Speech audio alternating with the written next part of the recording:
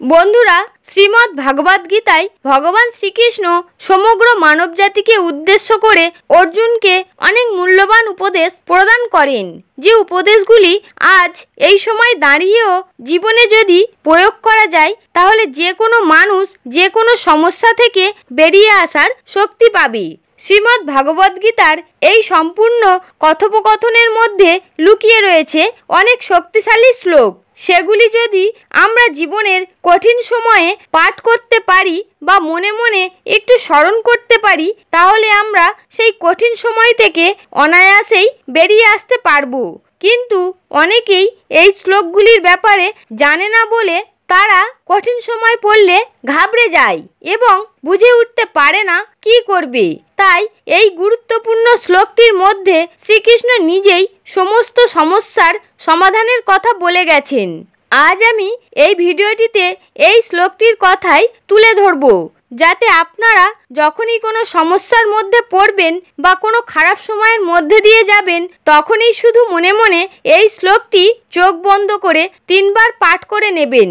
তাহলে দেখবেন নিমেষের মধ্যে আপনার সব সমস্যা দূর হয়ে যাবে এবং আপনার মনের ভিতরে অপার শক্তি অনুভব করতে পারবেন। যদি বিশ্বাস না হয় এই কথাটির উপর, তাহলে একবার নিজের জীবনে এই শ্লোকটি অবশ্যই এক মনে চোখ বন্ধ করে পাঠ করে দেখুন, কারণ এই শ্লোকটির কথা এক ব্যক্তিকে স্বয়ং ভগবানই স্মরণ করিয়ে দেন। তাহলে চলুন দেরি না করে জেনে নেওয়া যাক যে এই বিশেষ শ্লোকটি কী এবং কিভাবে আপনাদের পাঠ করতে হবে। তার আগে এটা জেনে নেওয়া যাক যে এই শ্লোকটি কাকে কে পাঠ করতে বলেন। আসলে আজ থেকে কয়েক বছর আগে এক ব্যক্তি যখন খুব সমস্যার মধ্যে দিয়ে যাচ্ছিলেন, তখন সে বুঝে উঠতে পারছিলেন না যে কি করে এই সমস্যার মধ্যে থেকে বের হবে। সে দিনরাত ভগবান শ্রীকৃষ্ণের মন্দিরে গিয়ে শ্রীকৃষ্ণের মূর্তির সামনে দাঁড়িয়ে প্রার্থনা করত এবং কাঁদত, যাতে ভগবান তাকে এই খারাপ সময়ের মধ্যে থেকে বার করে আনে। কিন্তু কিছুতেই সে কোনো রাস্তা পাচ্ছিল না। আর ঠিক এই রকমই সময়ে একদিন পুরোহিতের চোখ তার উপরে পড়ে এবং সেই পুরোহিত দেখে যে একটি লোক ভগবানের সামনে দাঁড়িয়ে অঝরে কেঁদে চলেছে। পুরোহিত তখন সেই লোকটিকে জিজ্ঞাসা করেন যে আপনার কি সমস্যা হয়েছে, যার কারণে আপনি ভগবানের সামনে দাঁড়িয়ে এইভাবে কাঁদছেন। উত্তরে সেই লোকটি বলেন, আমি আমার ব্যবসায় বিশাল পরিমাণে লোকসান করেছি। আমার বাড়িঘর সব বিক্রি করে দেওয়ার মতো অবস্থায় চলে এসেছে। লোকের দেনায় ডুবে আছি আমি। কি করব বুঝে উঠতে পারছি না। লোকটির কথা শুনে পুরোহিত তাকে বললেন যে তুমি কি কখনো গীতা পাঠ করেছো? উত্তরে লোকটি বলল, একবার পাঠ করেছিলাম। কিন্তু কেন বলুন তো? পুরোহিত বললেন, আপনি কি গীতার 18 নম্বর অধ্যায়টি ভালো করে পড়েছিলেন?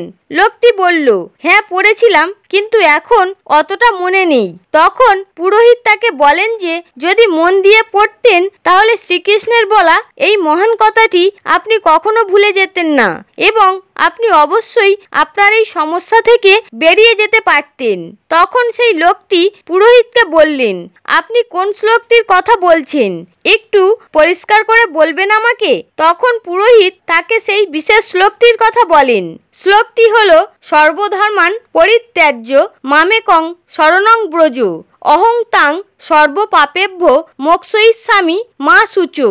এই শ্লোকটির অর্থ হলো, সর্বপ্রকার ধর্ম পরিত্যাগ করে কেবল আমার শরণাগত হও, আমি তোমাকে সমস্ত পাপ থেকে মুক্ত করব, তুমি শোক করো না।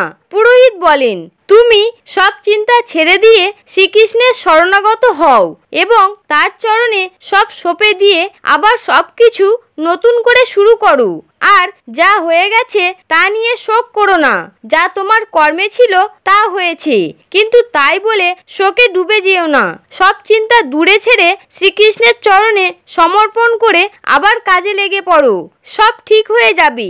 আর তিনি এটাও বলেন যে যখনই সমস্যায় পড়বে এই শ্লোকটি মনে মনে 3 বার স্মরণ করবে, তাহলে দেখবে তুমি এক অপার শক্তি ভিতরে অনুভব করতে পারবে এবং সব সমস্যা দূর হয়ে যাবে।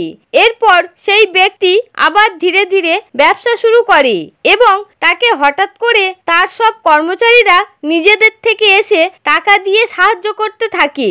এ যেন সবকিছু অলৌকিকভাবে হওয়া শুরু হয় এবং ধীরে ধীরে তার ব্যবসা আবার দাঁড়িয়ে গেল এবং সে সকলের দেনা পাওনাও মিটিয়ে দিয়ে আবার সুখে শান্তিতে জীবনযাপন করতে লাগলো।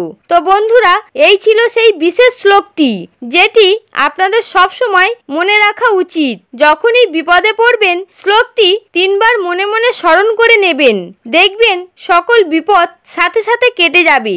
হরে কৃষ্ণ।